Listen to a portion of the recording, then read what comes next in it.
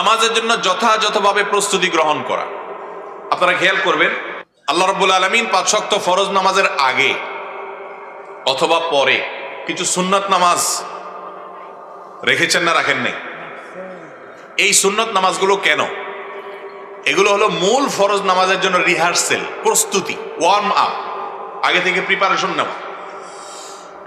তো নামাজের জন্য প্রস্তুতিটা যদি ঠিকঠাক মতো হয়, সুন্দরভাবে হয়, ইনশাআল্লাহ নামাজে মনোযোগ ধরে রাখা যাবে। কিভাবে ঠিকঠাক মতো প্রস্তুতি করবেন? অজুটা ভালোভাবে হইতে হবে, এর প্রভাব এবং এফেক্ট নামাজের উপরে পড়ে। নামাজের আগে যে আমরা অজু করি, এই অজুটা যদি সুন্দর হয় তাহলে নামাজের মধ্যে মনোযোগ থাকে।